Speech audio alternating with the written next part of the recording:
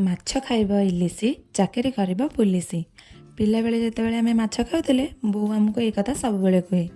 ଆଜି ସିନା ଆମେମାନେ ବଡ଼ ହେଇଯାଇଛନ୍ତି, କିନ୍ତୁ ତାର ସେଇ କଥାଟି ମନରୁ ଆଜି ବି ଲିଭିନି। ଦେଖନ୍ତୁ ଆଜି ଆମର କେମିତି ମାଛ ହେଇଛି। ଆପଣମାନେ ମୋ କଥା ଶୁଣି ଭାବୁଛନ୍ତି କି ଆମର ଆଜି ଇଲିସି ମାଛ ହେଇଛି? ନାଇଁ ମ, ଆଜି ଆମର ଭାକୁର ମାଛର ଝୋଳ ଟିକେ ହେଇଛି। ବୋଉ କେତେ ଶ୍ରଦ୍ଧାରେ ଆମମାନଙ୍କ ପାଇଁ ଆଜି ଭାକୁର ମାଛଟି ବନଉଛି। ଦୁନିଆରେ ଆମେ ଯୁଆଡ଼େ ବି ଯାଆନ୍ତୁ, ଯେତେ ବଡ଼ ରେଷ୍ଟୁରାଣ୍ଟ ବା ହୋଟେଲରେ ଖାଆନ୍ତୁ, କିନ୍ତୁ ମା' ହାତର ସେ ସ୍ୱାଦ ଆଉ କେଉଁଠି ବି ନଥାଏ। ଏଇଠି ବୋଉକୁ ସାହାଯ୍ୟ କରିବାକୁ ଯାଇ ଆମ କୁନି ପରି ମାନେ ମୋର ସାନ ଝିଆରୀ କହୁଛି, ଜେଜେମା ତମେ ଘୁଞ୍ଚିଯାଅ, ମୁଁ ତମ ପାଇଁ ସବୁ ରୋଷେଇ କରିଦେବି। ଦେଖନ୍ତୁ କେତେ କ୍ୟୁଟଲି ସେ ସବୁ କରୁଛି। ଏଇଠି ଦେଖନ୍ତୁ କଥା କହିବା ଭିତରେ ମୋର ମାଛ ତରକାରୀ ଆମର ରେଡ଼ି ହେଇଗଲାଣି। ମାଛ ତରକାରୀ ଦେଖି ମୋ ପାଟିରେ ତ ଲାଳ ଆସିଯାଉଛି। ଆପଣମାନଙ୍କର ଆଜି ସଣ୍ଡେ ସ୍ପେଶାଲ୍ କ'ଣ ହେଇଛି କମେଣ୍ଟ ମାଧ୍ୟମରେ ନିଶ୍ଚୟ ଜଣାଇବେ। ନନଭେଜ୍ ଉପରେ ମୋତେ ତ ମାଛ ଖାଇବାକୁ ଭଲ ଲାଗେ। ଆପଣମାନଙ୍କୁ କ'ଣ ଭଲ ଲାଗେ ମୋତେ ନିଶ୍ଚୟ ଜଣାଇବେ। ତରକାରୀ ଉପରେ ମୋ ସାନ ଭାଇ କ'ଣ ରିଭ୍ୟୁ ଦେଉଛି ଆସନ୍ତୁ ଦେଖିବା।